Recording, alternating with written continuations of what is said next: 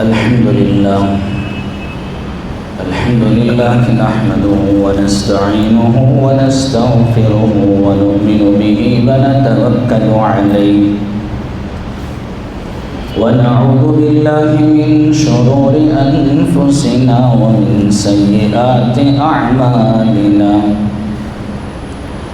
من يهده الله فلا مضل له ومن يضلل فلا هادي له ونشهد أن لا إله إلا الله وحده لا شريك له ونشهد أن سيدنا وسندنا وحبيبنا ومولانا محمدا عبده ورسوله أرسله الله تعالى بالحق بشيرا ونذيرا وداعيا إلى الله تعالى بإذنه وسراجا منيرا أما بعد فإن أصدق الحديث كتاب الله وخير الهدي هدي محمد صلى الله عليه وسلم وخير الأمور عوازمها وشر الأمور محدثاتها وكل محدثة بدعة وكل بدعة ضلالة وكل ضلالة في النار. أعوذ بالله من الشيطان الرجيم. بسم الله الرحمن الرحيم. إن عدة الشهور عند الله 12 شهرا في كتاب الله. وقال تعالى ولا تقولوا لمن يقتل في سبيل الله أموات بل أحياء ولكن لا تشعرون. آمنت بالله صدق الله مولانا العظيم وصدق رسوله النبي الكريم ونحن على ذلك لمن الشاهدين والشاكرين. معزز سامعین، محترم حاضرین اور برادران اسلام، ابھی اسلامی نیا سال کی ابتدا ہوئی ہے. ابھی ہمارے سامنے جو مہینہ چل رہا ہے وہ محرم الحرام کا مہینہ ہے، اور محرم الحرام سے ہی اسلامی نئے سال کی ابتدا ہوتی ہے. جس طرح عیسوی اور انگریزی سال جنوری سے شروع ہوتا ہے، ایسے ہی اسلامی نیا سال وہ محرم الحرام سے شروع ہوتا ہے. اور ہر گزرنے والا سال انسان کو بہت سارے سبق اور بہت ساری نصیحتیں دے کر جاتا ہے. اللہ تعالیٰ اپنے کلام پاک میں اسی بات کا تذکرہ فرما رہے ہیں. اولا يرون انهم يفتنون في كل عام مرة او مرتين ثم لا يتوبون ولا هم يذكرون. اللہ تعالیٰ اس آیت میں فرما رہے ہیں کہ کیا وہ لوگ اس بات کو نہیں دیکھتے کہ ہر سال جو ایک گزرتا ہے اس میں وہ بہت سارے واقعات کو، حادثات کو، مصائب کو، پریشانیوں کو اور ان پر آنے والی آفتوں کو دیکھتے ہیں. کبھی ایک مرتبہ سال میں، کبھی 2 مرتبہ ان پر تکالیف آتے ہیں. ثم لا يتوبون ولا هم يذكرون. پھر نہ تو وہ لوگ توبہ کرتے ہیں اور نہ اس سے نصیحت حاصل کرتے ہیں. اللہ تعالیٰ انسان کی زندگی میں بعض مرتبہ مصیبتوں کو، آفتوں کو، بلاؤں کو اس لیے لاتا ہے تاکہ انسان وہ اللہ کی طرف رجوع کرے، اللہ سے توبہ کرے اور اللہ سے معافی مانگے اور اپنی زندگی کو سدھارے. تو اللہ تعالیٰ اس آیت پاک میں فرما رہے ہیں کہ ہر آنے والا سال وہ انسان کو پیغام دیتا ہے کہ اپنے آپ کا محاسبہ کرو، حاسبو، کہ اپنے آپ کا محاسبہ کرو. یہ جو سال ابھی گزرا ہے جس میں 365 دن تھے اور جس میں تقریباً 52 سے 53 ہفتے گزرے، 52 ویکس ایک سال میں گزرے ہیں. ذرا تصور تو کرو ان 52 اور 53 ویکس میں یہ جو تقریباً 50 پر 2 مرتبہ تم نے جمعہ کی نماز، اس میں تم نے کتنی جمعہ کی نمازیں ادا کی، اور 365 دن میں ذرا تصور کرو اگر تم روزانہ اگر آدھا گھنٹہ بھی اگر کلام پاک کی تلاوت کر لیتے تو سال کے 182 گھنٹے تم گویا کہ اللہ کی عبادت میں گزارتے. ذرا یہ بھی محاسبہ کرو، اگر تم نے روزانہ آدھا گھنٹہ اگر اللہ کی نافرمانی کی ہے، اپنے موبائل میں سامنے انٹرنیٹ کو کھول کر تم نے نہ جانے ایسے موویز جو اسلام کے خلاف، جو شریعت کے خلاف تھی، ایسے پکچرز تم نے دیکھے، اور ایسے سیریل کے سامنے بیٹھ کر تم نے آدھا گھنٹہ اگر تم نے صرف روزانہ اگر ضائع کیا ہے تو 182 گھنٹے سال میں تم نے اللہ کی نافرمانی میں گزاری ہے. اور سال کے روزانہ ایک دن میں 5 مرتبہ نمازیں فرض تھی.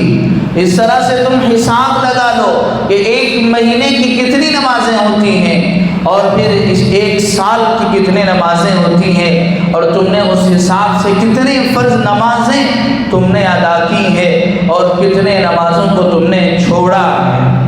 اور روزانہ تم سے اگر صرف ایک مرتبہ اگر دن میں جھوٹ اگر تم نے بولا ہو تو ذرا تصور کرو ایک سال کے گزرنے کے بعد تمہارے نامہ اعمال میں 365 جھوٹ تمہارے نامہ اعمال میں لکھ دیے گئے ہیں. اور ایک سال کے گزرنے کے بعد ذرا سوچو کہ تم نے کس کے خلاف کیا سازشیں کی ہیں اور کس کو کتنے مرتبہ تم نے تکلیفیں پہنچائی ہے. ذرا تصور کر لو ایک مرتبہ اگر دن میں ایک مرتبہ اگر تم نے اگر اس سے کہا ہو تو 365 مرتبہ گویا کہ تم نے اس کو تکلیف دی ہے. اور اللہ کے رسول صلی اللہ علیہ وسلم نے ارشاد فرمایا مسلمان تو وہ ہے کہ جس کی زبان سے، جس کے ہاتھ سے اور جس کے گفتگو سے اور جس کی بول چال سے دوسرا مسلمان محفوظ ہو، اس کے زبان سے کسی کو تکلیف نہ پہنچے. غرض یہ گزرنے والا سال ہمیں بہت سارے سبق بھی سکھا کر گیا کہ دنیا میں نہ جانے کتنے طرح کے فتنے دنیا میں وجود میں آئے، اور ہم نے عالمی طاقتیں جو اپنے آپ کو سپر پاور کہلاتی ہیں ان کے درمیان کتنے مقابلے ہوئے، اور اسلام اور مسلمانوں کے خلاف کتنی جنگیں ہوئیں، کتنی سازشیں ہوئیں. یہ سارا تم نے دیکھا ہے. اللہ فرما رہے ہیں ان چیزوں کو دیکھ کر نصیحت حاصل کرو. ثم لا يتوبون، پھر بھی تم توبہ نہیں کرتے، ولا هم يذكرون، اور پھر تم اس سے نصیحت بھی حاصل نہیں کرتے. کتنے ہمارے عزیز و اقارب تھے، کتنے ہمارے رشتہ دار تھے، کتنے بڑے بڑے لوگ تھے جو اپنے اندر بہت ساری لمبی جینے کی امیدیں رکھے ہوئے تھے، اور مال تو انہوں نے اتنا کمایا تھا کہ ان کے ایک پیڑھی نہیں 2-2 7-7 پیڑھیاں کھا سکتی تھی، لیکن منٹوں میں اللہ نے ان کے مال کو ہلاک کو برباد کر دیا. اور کتنے لوگ ایسے تھے جن سے ظلم کا صدور ہوتا تھا، آج وہ دنیا میں نہ رہے. تو لہذا تم اس سے نصیحت حاصل کرو. اور جب یہ محرم الحرام کا مہینہ شروع ہوتا ہے، یہ محرم الحرام عظمتوں والا مہینہ ہے، یہ فضیلت والا مہینہ ہے. اللہ تعالیٰ نے اپنے کلام پاک میں ارشاد فرمایا ان عدۃ الشہور عند اللہ 12 شہرا فی کتاب اللہ یوم خلق السماوات والارض منها 4 حرم. اللہ تعالیٰ فرما رہے ہیں یہ مہینے 12 ہوں گے، دن 7 ہوں گے، مہینہ 30 سے 29 کا ہوگا. یہ جتنے بھی چیزیں ہیں یہ اللہ تعالیٰ نے جس وقت آسمان و زمین کو پیدا کیا اسی وقت اللہ نے اس کو بھی متعین کر دیا تھا. اور اللہ نے فرمایا کہ یہ سارے مہینے میرے ہی بنائے ہوئے ہیں، لیکن اس میں فیہا 4 حرم، اس میں 4 مہینے ایسے ہیں جو حرمت والے ہیں. ایک ہے ذی القعدہ، ذی الحجہ، اور ایک محرم الحرام، اور ایک رجب کا مہینہ. اسلامی سال کے جو 12 مہینے ہیں آج شاید ہر آدمی کو جنوری، فروری، مارچ سے لے کر دسمبر تک کے مہینے یاد ہوں گے، لیکن یاد نہیں ہوں گے تو وہ اسلامی سال کے مہینے یاد نہیں ہوں گے. محرم الحرام، صفر المظفر، اور اس کے بعد ربیع الاول، ربیع الثانی، جمادی الاولی، جمادی الثانی، رجب، شعبان، رمضان، شوال، ذی القعدہ، ذی الحج، شاید ہمیں مہینوں کے نام بھی نہیں معلوم ہوں گے، حالانکہ دین اسلام میں بہت سارے شرعی احکام اس کا تعلق وہ اسلامی مہینوں سے ہے۔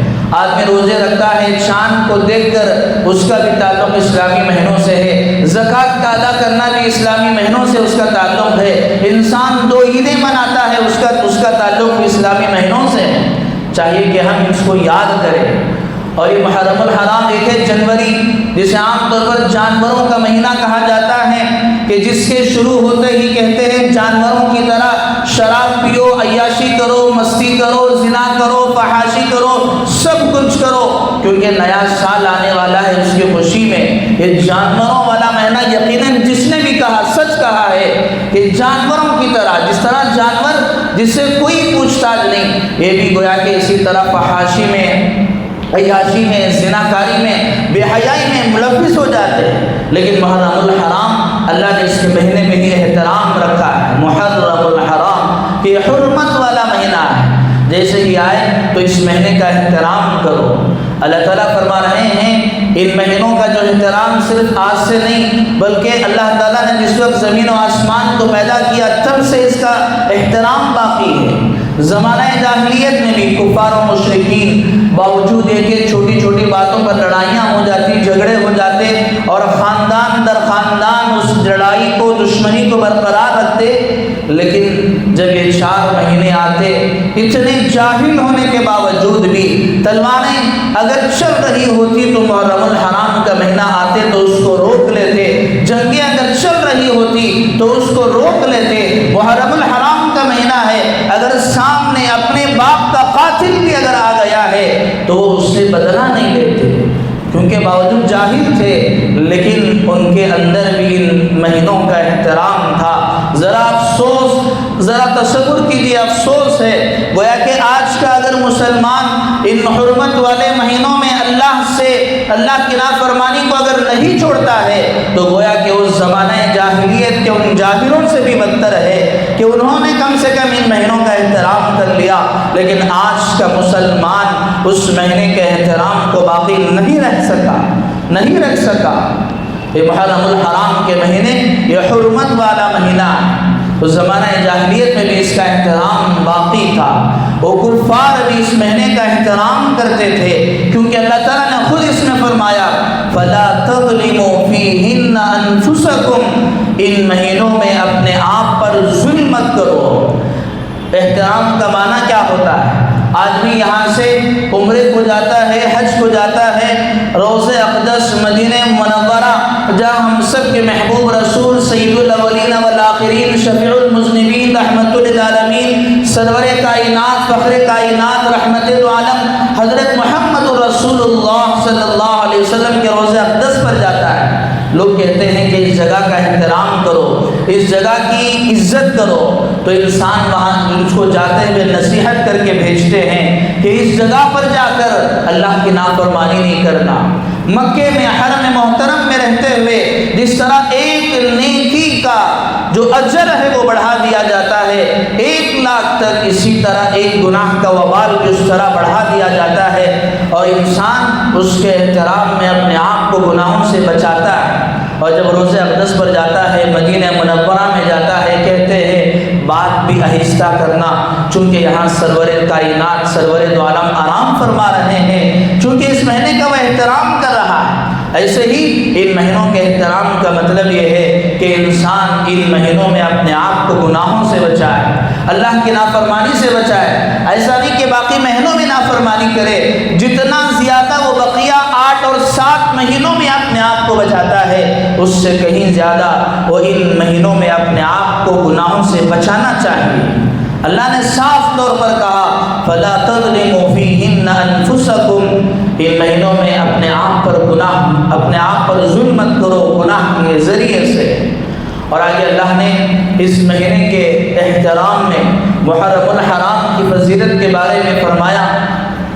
اللہ کے رسول افضل الصیام بعد رمضان شہر اللہ المحرم، کہ رمضان کے بعد سب سے افضل روزے اگر کسی مہینے کے اگر ہیں تو اس محرم الحرام الحرام کے مہینے کے روزے ہیں، اور اس میں اللہ کے رسول صلی اللہ علیہ وسلم نے ایک اور بات فرمائی، شہر اللہ المحرم، ہر مہینہ اگرچہ اللہ ہی کا ہے، محرم، صفر، ربیع الاول سے لے کر وہ ذی الحجہ تک کے سارے مہینے اللہ ہی کے بنائے ہوئے ہیں، لیکن اللہ نے محرم الحرام کے بارے میں فرمایا کہ شہر اللہ المحرم، یہ اللہ کا مہینہ ہے۔ اللہ کے رسول نے فرمایا کہ شعبان الشہری، اللہ کے رسول نے فرمایا کہ شعبان میرا مہینہ ہے، حالانکہ سارے مہینے اللہ ہی کے ہیں، لیکن جب کسی چیز کی نسبت کسی سے ہو جاتی ہے اس کا مطلب ہوتا ہے کہ اس کا مقام اونچا ہے۔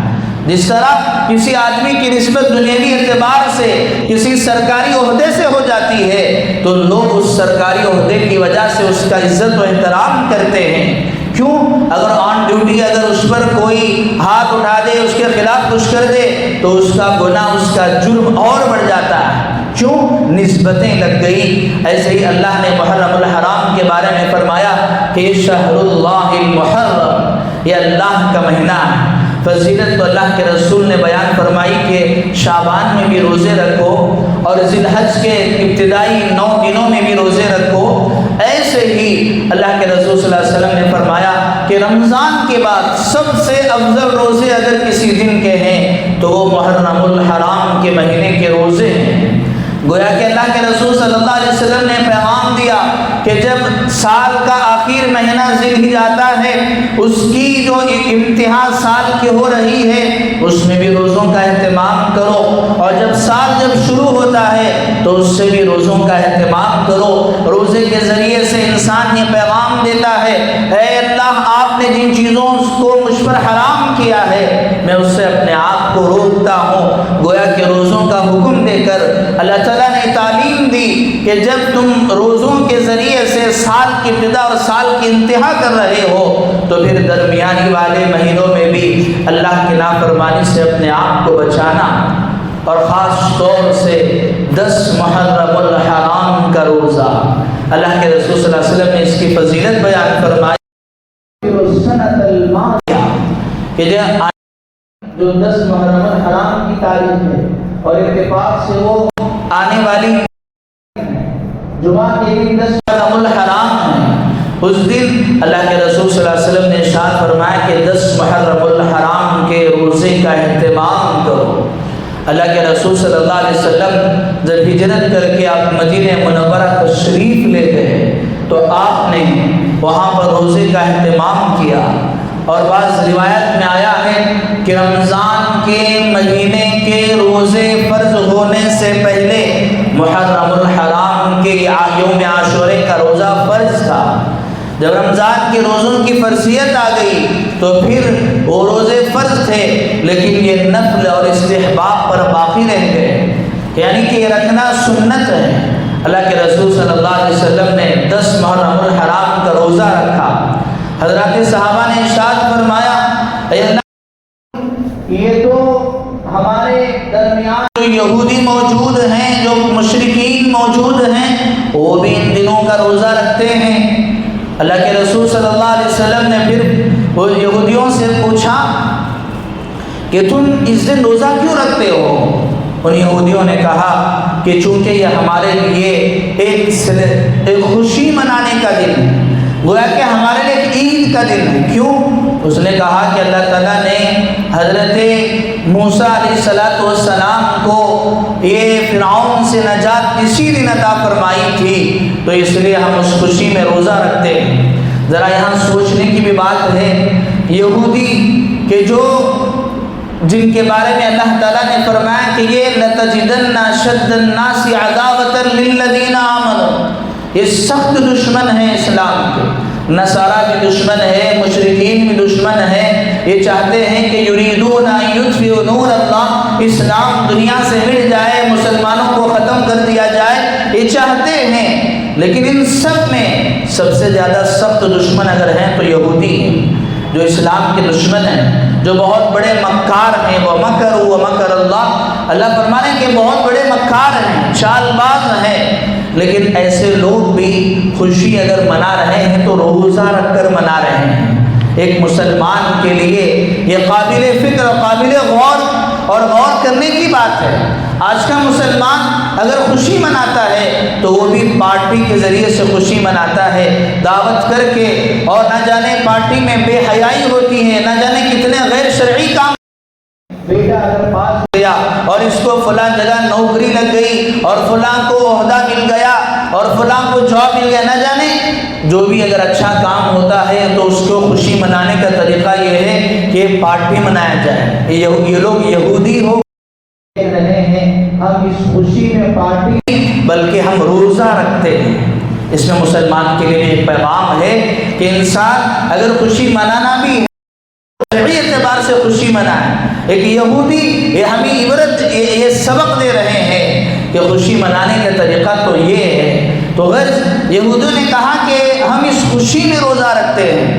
اللہ کے رسول صلی اللہ علیہ وسلم نے فرمایا نحن اگر بات ایسی ہے کہ تم لوگ حضرت موسیٰ کو نجات کی خوشی میں اگر روزہ رکھتے ہو تو ہم تو زیادہ مستحق ہیں، وہ تو ہمارے بھائی ہیں۔ اگر ہمارے بھائی ہیں تو ہمارے بھائی کی کامیابی پر خوشی منانے کا حق ہمیں تو تمہارے سے زیادہ ہے۔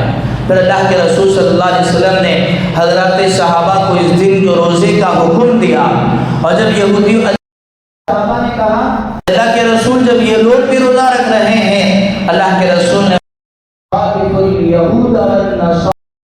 اللہ کے رسول نے فرمایا کہ مخالفت کرو یوم التاسع۔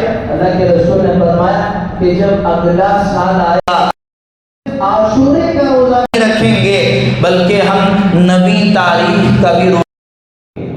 اللہ کے رسول نے فرمایا جب عاشورے کا روزہ رکھو تو صرف ایک روزہ مت رکھو، یا اس کے بعد یعنی کہ جب یہ آنے والی جمعہ حرام ہے یا تو جمعرات جمعہ رکھ لو یا پھر جمعہ اور ہفتہ روزہ رکھ لو، ایک روزہ، کیونکہ یہودی بھی اسے روزہ رکھتے ہیں۔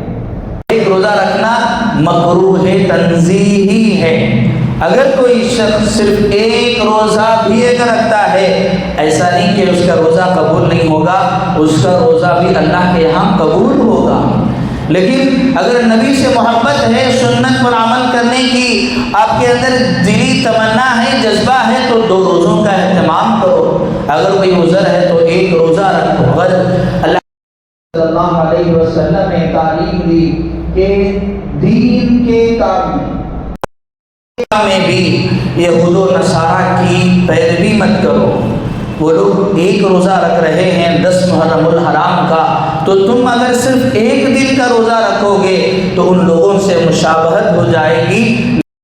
اسے رکھنا جب اللہ کے رسول جب دین یہودیوں سے مشابہت کرتے تو پھر اللہ کے رسول کیسے برداشت کریں گے کہ ایک مسلمان وہ اپنا لباس یہودیوں والا بنا لے، اور ایک مسلمان اپنا حلیہ اور اپنا ہے وہ یہودیوں والا بنا لے، اور ایک مسلمان کپڑے پہننے کا جو طریقہ ہے وہ اور ایک مسلمان اپنے تقریبات یہودیوں کی طرح منائے، کہ اللہ کے رسول کیسے برداشت کریں گے؟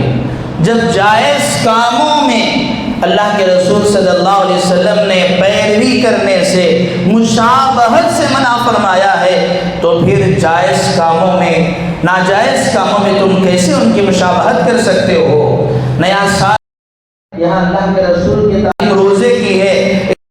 اگر کوئی ایک سال کا بچہ ہوتا ہے تو آج وہ آپ کو فخر اس بات پر محسوس کرتا ہے کہ مجھے اپنے بچے کا برتھ ڈے منانا ہے، اور سلسلے کو جاری رکھا جاتا ہے۔ اللہ کے رسول اس کو کیسے برداشت کریں گے؟ اور اللہ کے رسول صلی اللہ علیہ وسلم نے فرمایا کہ تم یہود و نصارہ کی لباس میں، حلیے میں، چلنے میں، پہننے میں، نوکری کرنے میں، ہر چیز میں ایک اسلام کا تر ہے، اس چیز کو اپنا۔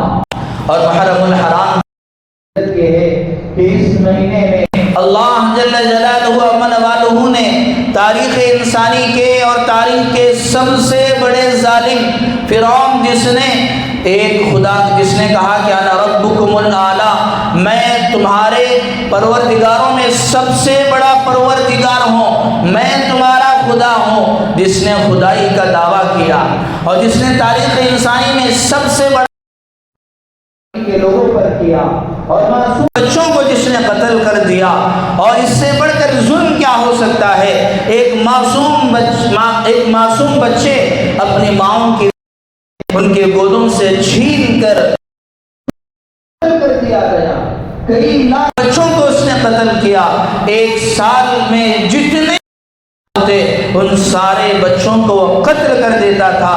اس سے بڑھ کر اور کون ظالم ہو سکتا ہے؟ اللہ تعالیٰ نے اس مہینے کی 10 تاریخ کو اس خدائی کا دعویٰ کرنے والے فرعون و ظالم کو اللہ نے ہلاک و برباد کر دیا۔ اللہ تعالیٰ کو ظلم وہ بہت زیادہ ناپسند ہے۔ اللہ تعالیٰ خود فرما رہے ہیں، حدیث قدسی ہے، یا عبادی انی حرمت الظلم علی نفسی، اے میرے بندوں میں نے اپنے آپ پر ظلم کو حرام قرار دیا ہے، میں رب ہونے کے ناطے کسی پر ظلم نہیں کروں گا۔ لا یظلم مثقال ذرہ، ایک بال کے اس ذرے کے برابر بھی کسی پر ظلم نہیں ہوگا۔ یہ اللہ تعالیٰ کی طرف سے اعلان ہے کہ اللہ تعالیٰ وہ عادل ہیں، انصاف پسند ہیں، احکم الحاکمین ہے۔ اللہ تعالیٰ کی بارگاہ میں، اللہ تعالیٰ کے یہاں وہ ذرا برابر بھی کسی پر ظلم نہیں ہوگا۔ اللہ فرما رہے ہیں، حرمت الظلم علی نفسی، میں نے اپنے آپ پر ظلم کو حرام قرار دیا ہے، فلا تظلموا، تم اپنے آپ پر ظلم مت کرو۔ کیوں؟ جو ظلم کرتا ہے اللہ جل جلالہ عمن والہ اسے دنیا ہی میں ہی اس کو ظالم کو برباد کرتا ہے، اور صرف ہلاک و برباد نہیں، اس کو عزت کر کے اور اس کی ذلت کے ساتھ اللہ اسے ہلاک و برباد کرتے ہیں۔ جس طرح اللہ تعالیٰ نے اس مصر کے ظالم بادشاہ فرعون کو اللہ نے ہلاک و برباد کیا۔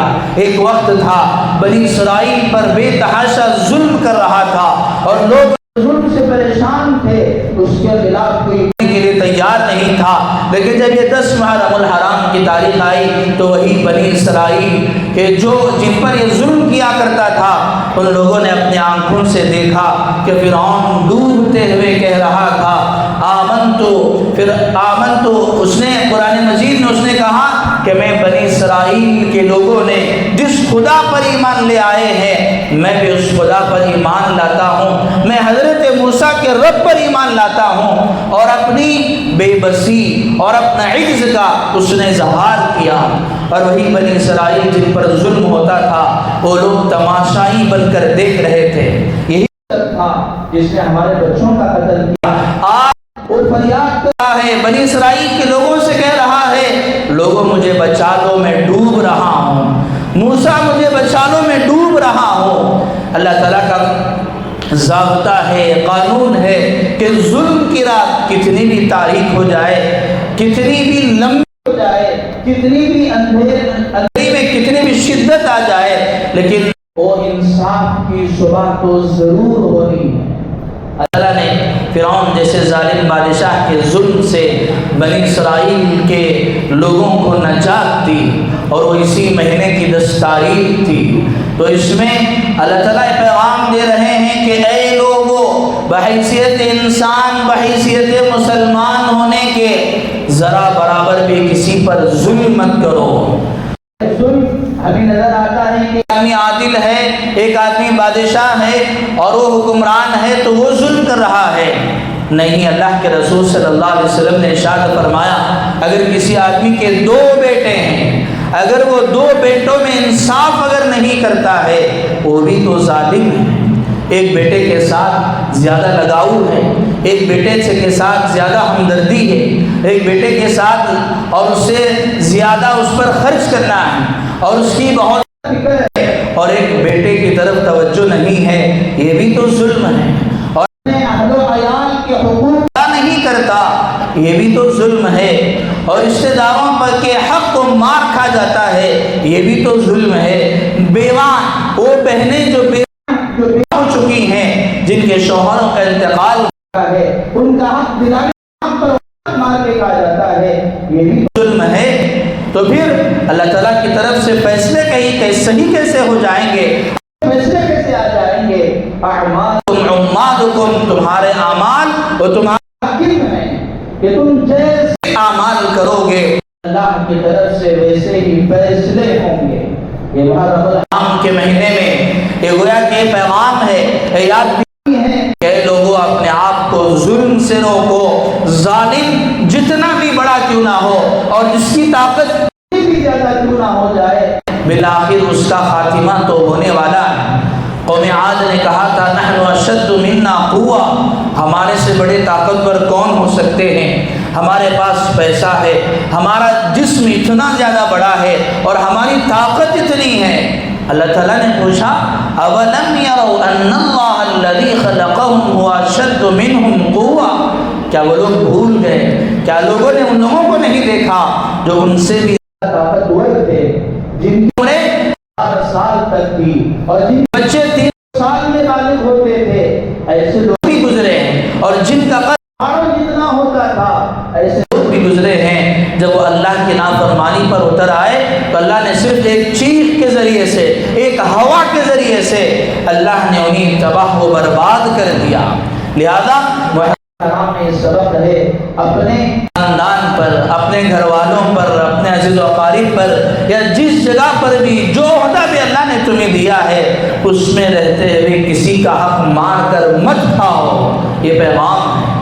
اور پھر اسی 10 محرم الحرام میں جو اسلامی سال ہے، اسلام دراصل یہ جو ہجری سال شروع ہوا، اسلامی سال کو ہجری سال کہا جاتا ہے، ایک ہوتا ہے عیسوی سال جو 2026 چل رہا ہے، کہ جو حضرت عیسیٰ علیہ السلام جس کے شمار کیا جاتا ہے، ایک ہے ہجری سال کہ اللہ کے رسول صلی اللہ علیہ وسلم نے جو ہجرت فرمائی، حضرت عمر رضی اللہ تعالیٰ عنہ کا دور تھا، دور خلافت میں ایک خط آیا، اور جب خط آیا تو اس میں لکھا ہوا تھا شعبان کے مہینے کا خط ہے، مہینے تو وہی تھے، محرم الحرام سے لے کر ذی الحجہ تک ایسے ہی نام تھے، لیکن کوئی اسلامی ایئر متعین نہیں تھا، کون سا سال چل رہا ہے۔ حضرت عمر رضی اللہ تعالیٰ عنہ نے دیکھا کہ یہ تو شعبان ہے، لیکن کون سے سال کا شعبان ہے، انہوں نے ضرورت محسوس کی کہ اسلامی سال بھی ہونا چاہیے، تو انہوں نے حضرات صحابہ سے مشورہ کیا کہ اسلامی سال کی بنیاد رکھی جائے، تو کسی صحابی نے کہا اللہ کے رسول صلی اللہ علیہ وسلم کی جو پیدائش ہے اس سے اسلامی سال کی ابتدا کی جائے، کسی نے کہا جب اللہ کے رسول صلی اللہ علیہ وسلم کی وفات ہوئی ہے اس دن سے اسلامی سال کی ابتدا کی جائے، کسی نے کہا جب اللہ کے رسول صلی اللہ علیہ وسلم مکہ آئے، مکہ فتح ہوا تو وہاں سے اسلامی سال کی ابتدا کی جائے، کسی نے کہا کہ غزوہ بدر اسلام کا پہلا معرکہ ہے، اللہ نے اس میں مسلمانوں کو کامیابی دی تھی، چلو اس سے اسلامی سال کی ابتدا کی جائے۔ لیکن قربان جائیے حضرت عمر رضی اللہ تعالیٰ عنہ کی فراست پر، یقیناً اللہ کے رسول صلی اللہ علیہ وسلم نے سچ کہا تھا، لو کان بعدی نبی لکان عمر، میرے بعد اگر کوئی نبی ہوتا تو وہ عمر ہوتا، حضرت عمر ہوتے۔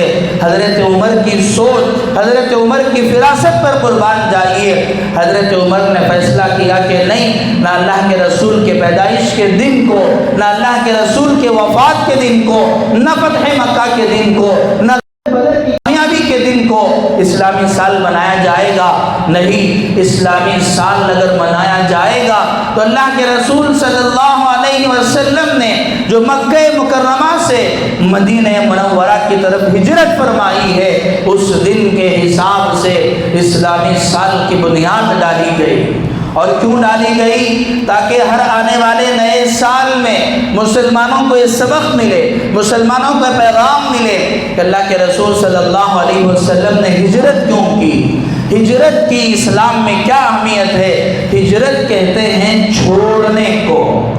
اللہ کے رسول صلی اللہ علیہ وسلم نے مکہ مکرمہ کو چھوڑا اور چھوڑ کر آپ مدینہ منورہ تشریف لے گئے۔ اللہ کے رسول صلی اللہ علیہ وسلم کو کوئی اپنی دلی تمنا نہیں تھی کہ وہ مکہ مکرمہ کو چھوڑ کر مدینہ چلے جائے، اللہ کے رسول صلی اللہ علیہ وسلم جس وقت ہجرت کر رہے تھے، اللہ کے رسول نے مکہ مکرمہ کو اور کعبے کو مخاطب کر کے کہا تھا، اے کعبہ تو بڑی عظمتوں والا ہے، تیری عظمت میرے دل میں ہے، میرا دل نہیں چاہتا کہ میں تجھے چھوڑ کر یہاں سے جاؤں، کیا کروں، میری قوم میرے لوگ مجھے یہاں رہنے نہیں دے رہے ہیں۔ اللہ کے رسول صلی اللہ علیہ وسلم نے ایک لمبا عرصہ تکالیف میں گزارا۔ اللہ کے رسول صلی اللہ علیہ وسلم جب نماز پڑھنے کے لیے گئے تو کوئی اون کی اجڑی لا کر ڈال دیا۔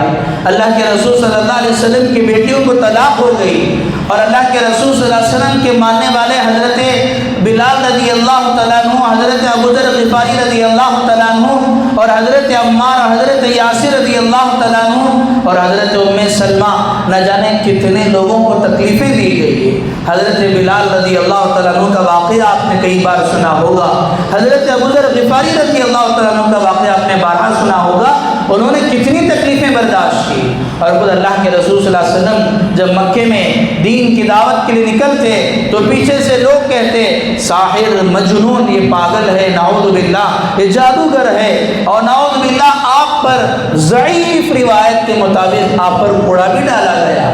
یہ ساری تکلیفیں اللہ کے رسول نے برداشت کی، اور پھر جب ہجرت کی باری آئی، اللہ کے رسول صلی اللہ علیہ وسلم نے جب ہجرت کی تو اس موقع پر وہ ہجرت سے پہلے نعوذ باللہ آپ صلی اللہ علیہ وسلم کے قتل کا منصوبہ بھی بنایا گیا، اور اللہ کے رسول صلی اللہ علیہ وسلم نے اپنے جان کی پرواہ نہ کرتے ہوئے، چونکہ اللہ کا حکم تھا، اللہ کے رسول نے ہجرت اختیار کی۔ اور جب حضرت صہیب رومی رضی اللہ تعالیٰ عنہ نے جب ہجرت فرمائی، چونکہ اللہ کے رسول مدینہ منورہ چلے گئے تھے، لوگوں نے روک لیا، کہا کہ صہیب جب مکے میں آئے تھے تو تمہارے پاس کچھ نہیں تھا، تم نے جو کچھ کمایا ہے اس مکے کی سرزمین میں تم نے کمایا ہے، دیکھو اگر تمہیں مدینہ جانا ہے، ہجرت کرنا ہے تو جا سکتے ہو، لیکن شرط یہ ہے کہ جتنا بھی تمہارا مال ہے، جتنا تمہارا کمایا ہوا مال و دولت ہے، اس سب کو تمہیں یہاں چھوڑ کر جانا پڑے گا۔ وہ حضرات صحابہ نے جو ہجرت کی اپنا سب کو چھوڑ دیے، اپنی زندگی بھر کی کمائی وہ چھوڑ کر مدینے کی طرف ہجرت انہوں نے کی۔ حضرت ابو سلمہ رضی اللہ تعالیٰ عنہ جب آپ ہجرت کے لیے جانے لگے، حضرت سلمہ رضی اللہ تعالیٰ عنہ کو ساتھ لے کر لوگوں نے روک لیا، کہا ابو سلمہ اگر تم چاہتے ہو کہ مدینہ ہجرت کر جاؤ ہم تمہیں جانے دے دیں گے، لیکن شرط یہ ہے کہ تمہیں اپنی بیوی ام سلمہ کو چھوڑ کر جانا پڑے گا۔ انہوں نے اپنی بیوی کو چھوڑ کر، یہاں حضرت صہیب نے اپنی ساری مال و دولت کو چھوڑ کر وہ مدینے کی طرف ہجرت فرمائی تھی۔ تو یہ جو ہجرت اللہ کے رسول نے کی، حضرات نے کی، اسی ہجرت سے اسلامی سال کی بنیاد رکھی گئی، تاکہ لوگ وہ یاد کریں کہ نیا سال جو آیا ہے وہ کوئی خوشیاں منانے کے لیے نہیں، بلکہ اس پیغام کو یاد کرنے کے لیے، اس بات کو یاد کرنے کے لیے کہ اسلام کے خاطر حضرات صحابہ نے بے شمار قربانیاں دی ہیں، اپنے مال و دولت کی قربانیاں دی ہیں، اپنے بیوی بچوں کی قربانیاں دی ہیں، حتیٰ کہ اپنے ملک اور اپنے وطن کو چھوڑ کر وہ دوسرے ملک گئے ہیں، اور صرف دین اور اسلام کے خاطر یہ تشریف لے گئے ہیں۔ اسلامی سال کی بنیاد حضرت عمر رضی اللہ تعالیٰ عنہ نے کہا کہ ہجرت سے رکھی جائے گی، اور پھر ہجرت سے اسلامی سال کی ابتدا ہوئی، اور محرم الحرام پہلا مہینہ قرار دیا گیا کہ یہ اسلامی سال کا پہلا مہینہ ہوگا۔ سے کہا جاتا ہے ہجری سال، اسلامی سال کو ہجری سال کہا جاتا ہے۔ ہجرت کہتے ہیں چھوڑنے کو۔ حضرات نے وطن کو چھوڑا، مال و دولت کو چھوڑا، اپنے بیوی بچوں کو چھوڑا، کس لیے چھوڑا؟ دین کے خاطر چھوڑا۔ تو ہمیں بھی ہجرت کرنا ہے۔ کہا تو کہیں گے کہ آج ہم کیسی ہجرت کریں گے؟ ہجرت ہوتی ہے ایک ہجرت ظاہری، کہ ہجرت انسان اپنے ملک کو چھوڑ دے، اپنے بیوی بچوں کو چھوڑ کر کہیں وہ اپنے ملک کو چھوڑ کر دوسری جگہ چلے جائے تو اسے ہجرت کہتے ہیں۔ والے کو ہجرت کہتے ہیں۔ اگر کوئی پیسہ کمانے کے لیے ایک ملک کو چھوڑ کر دوسرے ملک جا رہا ہے، یقیناً آج لوگ اسے مہاجر تو کہیں گے، لیکن جو مہاجر نہیں ہے، اصل مہاجر وہ ہے جو دین کے خاطر کو چھوڑے. ایک دوسری ہجرت ہے باطنی ہجرت. اللہ کے رسول صلی اللہ علیہ وسلم نے فرمایا المہاجر من ہاجر ما منع اللہ. مہاجر وہ بھی ہے جو ان چیزوں کو چھوڑ دے جس کو اللہ تعالیٰ نے روکا ہے.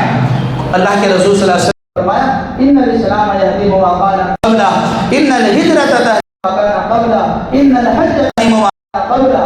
آدمی اگر مسلمان ہوتا ہے اسلام لانے کے بعد اس نے کفر کی حالت میں جو گناہ کیے ہیں سارے گناہ اللہ تعالیٰ معاف کر دیں گے اور اس کے نامہ اعمال میں کوئی گناہ باقی نہیں رہے گا. اسی طرح حج کے بارے میں اللہ کے رسول نے فرمایا جب آدمی حج کو جاتا ہے آج آپ کہ بہت سارے حجاج حج سے واپس آ رہے ہیں. حج سے واپس آنے والا حاجی وہ ایسے آتا ہے جیسا کہ اس کے نامہ اعمال میں کوئی گناہ نہیں. ایسے ہی اللہ کے رسول نے فرمایا کہ الہجرۃ تہدم ما کان قبلہ. اگر کوئی شخص دین کے خاطر اپنے وطن کو چھوڑ کر اگر کہیں جاتا ہے تو اللہ تعالیٰ اس کے نامہ اعمال کو بھی بالکل پاک و صاف کر دیتے ہیں. حتیٰ کہ اللہ کے رسول نے فرمایا وہ ایسے ہو جاتا ہے جیسے نیو بورن بیبی, ایک چھوٹا سا بچہ جب اس دنیا میں آتا ہے تو اس کے سر پر کوئی گناہ نہیں ہوتا. ایسے ہی ہجرت کرنے والے پر بھی کوئی گناہ نہیں ہوتا. اللہ کے رسول نے فرمایا ایک مہاجر وہ بھی ہے جن چیزوں سے اللہ نے روکا ہے اس سے رک جائے. کفر سے شرک سے باز آ کر اسلام کی طرف آنا یہ بھی ہجرت ہے. گناہ سے اللہ کی فرما برداری کی طرف آنا یہ ہجرت ہے. ایک خیانت سے بددیانتی سے لوٹ کر دیانت کی طرف آنا یہ بھی ہجرت ہے. جھوٹ سے سچائی کی طرف آنا یہ بھی دیانت ہے. اور یہ بھی ہجرت ہے. لہذا یہ آنے والا جو اسلامی سال شروع ہوا, جو ہجری سال شروع ہوا ہے, پیغام دے رہا ہے کہ تم مہاجر بنو. وہ ایک وہ ہیں جنہوں نے اپنے جان مال حتیٰ کہ اپنے اولاد کی قربانی دے دی. کم سے کم تم اتنی تو قربانی دے دو, کم سے کم تم گناہوں کو چھوڑنے والے جاؤ. اور اسی مہینے کی 10 تاریخ کو تاریخ اسلام پہ ایک اور دردناک اور ایک المناک اور ایک مظلومانہ واقعہ پیش آیا.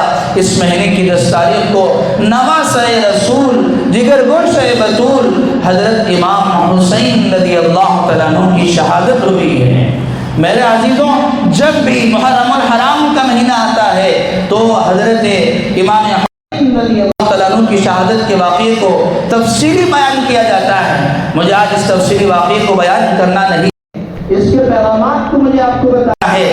حضرت حسین رضی اللہ تعالیٰ عنہ کی جو شہادت ہوئی ہے, اپنے خاندان کے 72 آدمی شہید ہوئے ہیں. حضرت علی اصغر, علی اکبر اور نہ جانے آپ کے خاندان کے کتنے لوگوں کو شہید کیا گیا.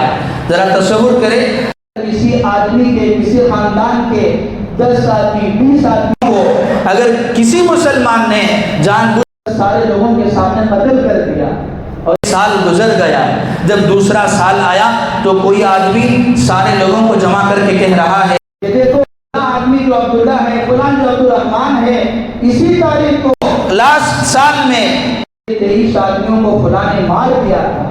کیا اسے اچھا لگے گا کہ جس آدمی کے بارے میں تذکرہ کر رہے ہیں کہ خاندان کے اتنے آدمیوں کو سرعام قتل کر دیا گیا, تو وہ آدمی سن کر خوش ہوگا.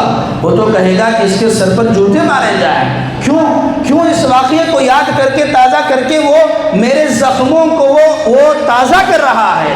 حضرت حسین رضی اللہ تعالیٰ عنہ کی جب محرم الحرام آتی ہے تو آپ کی شہادت کے واقعے کو بھی بیان کیا جاتا ہے. کس لیے بیان کیا جاتا ہے؟ اس کے حضرت حسین رضی اللہ تعالیٰ عنہ جب کوفہ والوں نے آپ کو بلایا تو آپ نے مسلم بن عقیل رضی اللہ عنہ کو بھیجا.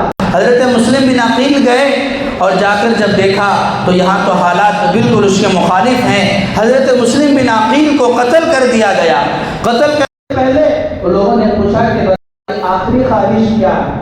انہوں نے کہا کہ بس میری ایک خواہش یہ ہے کہ مدینے میں فلاں شخص کو میرے ذمے اتنے روپے ادا کرنے, فلاں سے لے کر فلاں ذمے جو میرا حق ہے اس کو ادا کر دے گا. حسین رضی اللہ تعالیٰ عنہ کی چاہت کام ہے کہ جب 10 محرم الحرام آتا ہے تو اس موقع پر حضرت حسین رضی اللہ تعالیٰ عنہ کے واقعے بیان کیے جاتے ہیں. یہ بیان کرنے پر کوئی نہیں, لیکن تعزیہ کیا جاتا ہے اور ماتم منائی جاتی ہے اور شربتیں بانٹی جاتی ہیں. مجھے بتانا یہ ہے کہ ان لوگوں سے جو حضرت حسین اللہ تعالیٰ عنہ کی شہادت کے نام پر یہ کرتے ہیں. اگر آپ اس لیے کرتے ہیں کہ حضرت حسین سے خوشی ہوگی، عاشق حسین نہیں بلکہ آپ غصے حسین ہیں. اگر لینا ہے تو حضرت حسین کے اس واقعے سے اس پیغامات کو لو. حضرت مسلم بن عقیل رضی اللہ تعالیٰ عنہ اپنا آخری وقت ہے کہہ رہے ہیں غلام کے ذمے میرے 100 روپے باقی ہیں، اس کو ادا کرنا یہ میری تمنا ہے. حضرت حسین کے نام پر شربت بانٹتے ہیں اور حضرت حسین کے نام پر تعزیہ کرتے ہیں. ذرا ان کے گھرانے کو تو دیکھو، نہ جانے کتنے لوگوں کے حقوق تم نے مارے ہوں گے، اپنے بھائیوں کے اپنے بہنوں کے حقوق تم نے مارے ہوں گے. کیا تمہیں فکر ہے؟ حضرت عقیل نے اس کی فکر کی اور کربلا کا میدان تھا. حضرت حسین اور آپ میدان پر پانی بند کر دیا گیا. کربلا کے میدان میں آپ جنگ کا ماحول ہے. انہوں نے کہا کہ مجھے نماز پڑھنے کی مہلت دی جائے. انہوں نے اس جنگ کے میدان میں بھی اپنے نمازیں ادا کی. حضرت مولوی نے لکھا ہے دشمنوں نے بھی نماز ادا کی. آپ امام تھے، آپ کی امامت میں انہوں نے نمازیں ادا کی. آج شہادت حسین کے نام پر ڈھول باجے بجائے جاتے ہیں. مسجد کے سامنے اذان ہو رہی ہوتی ہے، نماز ادا کی جا رہی ہوتی ہے، اور تم شہادت حسین کے نام پر ڈھول باجے بجا کر نمازوں کو چھوڑ کر جاتے ہو. یقیناً عاشق حسین نہیں ہو سکتے، تم تو غصہ حسین ہو سکتے ہو. تو میرے عزیزوں، یہ جو محرم الحرام کا مہینہ آتا ہے تو ہمیں یہ صرف واقعات کو بیان کر کے یہ قصے کہانی کی طرح سننا نہیں ہے. اس پیغامات کو لے کر اپنی زندگیوں کو بدلنا.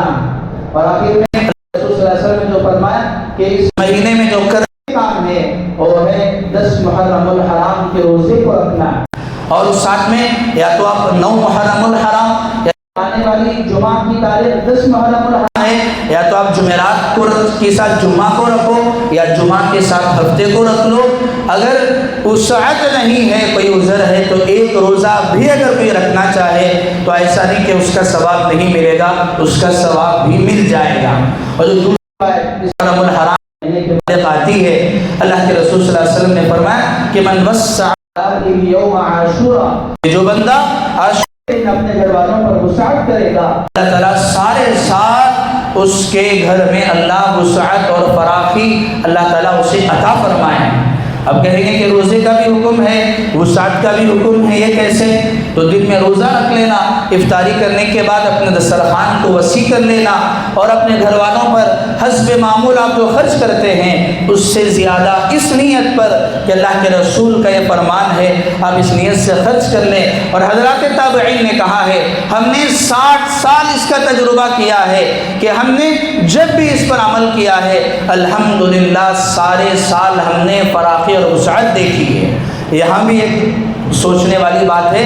اللہ کے رسول نے فرمایا کہ اپنے گھر والوں پر کرنا ہے، ایسا نہیں کہ راستے میں چلے گئے شربت بانٹنے لگے، کہا کہ چونکہ آج کے دن وسعت کرنا ہے، اور نہ جانے طرح طرح کے بدعات کرنے لگے اور جا کر فلاں شخص کے سامنے فلاں لوگوں کے سامنے ماتھے ٹیکنے لگے اور کہنے لگے کہ اولاد نہیں ہوئی ہے اور ان کے بدن پر حضرت حسین آتے ہیں. وہ حضرت حسین عربی خطبے میں ہر جمعہ پڑھا جاتا ہے سیدہ شباب اہل الجنہ، تمام جنتی نوجوانوں کے سردار وہ حضرت حسین ہیں.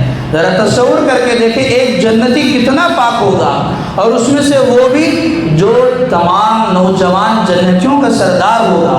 ایک وہ آدمی جو کئی دنوں سے اپنے بدن پر پانی نہیں نہایا ہے، صحیح سے نماز نہیں پڑھا ہے، سورہ فاتحہ اسے نہیں آتی ہے، اس کے بدن پر کہتے ہیں کہ حضرت حسین آ جائیں گے، نعوذ باللہ.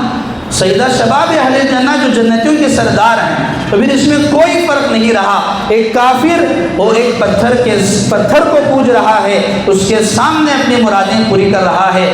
مسلمان ہو کر وہ بس ایک مٹی کے سامنے وہ ہے جو مرادیں پوری کر رہا ہے. لہذا ان بدعات سے اپنے آپ کو بچانا ہے، یہی محرم الحرام کا پیغام ہے. آخری میں آپ حضرات سے درخواست ہے، جس کا جمعہ بھی آپ حضرات کے سامنے کہا کہ اس مہینے کی 29 اور 30 تاریخ سے یہ سیار والا عمل شروع ہونے والا ہے. اسپیشل انٹینسیو ریویژن، جو ووٹر لسٹ میں جو چھانٹ کرنا ہے اس میں سے ناموں کا اندراج، ناموں کا نکالنا، یہ والا عمل شروع ہونے والا ہے. اور یہ BLO آپ کے اور وہ گھر گھر پہنچ کر آپ سے وہ جو مانگیں گے آپ اس کو دینا ہے، اور اس میں ذری برابر بھی غفلت نہیں کرنا ہے۔ ہم سمجھتے ہیں کہ ہم شہروں میں ہیں، لیکن الحمدللہ ہمارے اس مسجد میں بھی چند نوجوان الحمدللہ وہ لوگوں کی رہبری کے لیے بیٹھے ہوئے ہیں، اور یہاں پر کیمپ لگایا گیا ہے۔ بہت سارے افراد ہیں جن کے پاس لہذا اس موقع تو صحیح کم سے کم ہمیں اپنے ڈاکومنٹس کو بنانا ہے۔ قرآن کا اصول ہے، اللہ نے لکھی چیز اللہ کے یہ اسلام کا حکم ہے کہ جب تم معاملہ کرو تو لکھ کر لکھو۔ اللہ تعالیٰ نے سورہ بقرہ کی سب سے بڑی آیت ہے، اس میں فرمایا ہے یکتب بینکم کاتب بالعدل، جیسے کہتے ہیں کہ 1000 بولنا 1 لکھنا، اسی طرح ہم 1000 کہیں کہ ہم یہاں کے شہری ہیں، لیکن اگر ہمارے ڈاکومنٹس صحیح نہیں ہیں تو کہیں گے کمی ہے، آپ کو سمجھنا پڑے گا۔ تو یہ تو شریعت کا حکم ہے، لہذا ہم اپنے ڈاکومنٹس کو صحیح، آپ اپنے قریب سے آپ جہاں بھی رہ رہے ہیں، اور آرڈر ہیلپ لائن ایپ ہے جو اس کو اب ابھی اپڈیٹ گیا ہے، اس میں آپ اگر اپنا آرڈر ID ڈالیں گے تو ہاں آپ کے BLO آپ کے بوتھ لیول آفیسر آ جائے گا، آپ ان سے کانٹیکٹ بھی کر سکتے ہیں، رابطہ بھی کر سکتے ہیں۔ اگر نہیں تو وہ تو 29-30 تاریخ سے آپ کے گھروں کے پاس آئیں گے، آپ کو ان کی سپورٹ کرنا ہے، اور وہ جو بولیں گے آپ کو کرنا ہے۔ اور چونکہ اس موقع پر آپ پریشان ہو جائیں گے، اس کے لیے جگہ جگہ کیمپ تقریباً ہر مساجد میں لگائے گئے ہیں، جس میں یہ میپنگ یہ لوگ نہیں کر رہے ہیں، بس آپ کی رہبری کر رہے ہیں کہ اس موقع پر اگر آئیں گے تو آپ کو کس طرح اپنے ڈاکومنٹس دکھانا ہے۔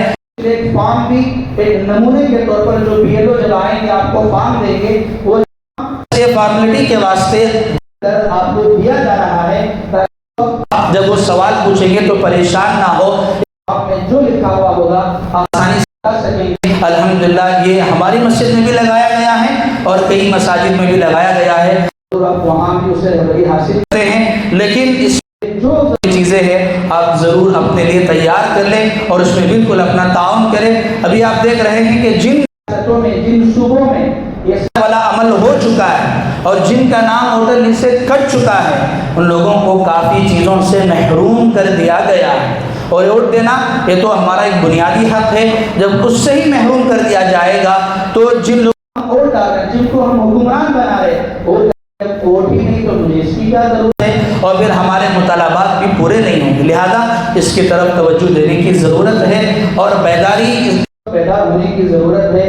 اگر الحمدللہ پڑھے لکھے ہیں تو آپ کے پڑوس وغیرہ میں ایسے لوگ بھی ہوں گے جن کو رہبری کی ضرورت ہوگی، وہ بھی رہبری کرے، یہ بھی دین اسلام کا حصہ ہے۔ اللہ سے دعا ہے اللہ مجھے بھی اور آپ کو بھی اس نئے سال اور محرم الحرام کے، بلکہ صرف اس دن نہیں، اللہ تعالیٰ ہمیں سال کے 365 دن ہر طرح کے نصیب فرمائے، اور ہمیں اللہ تعالیٰ سال کے 365 دن اللہ تعالیٰ ہمیں اپنی اطاعت و فرما برداری میں گزارنے کی اللہ مجھے بھی اور آپ کو بھی توفیق عطا فرمائے۔ آمین۔ وآخر دعوانا ان الحمد للہ رب العالمین۔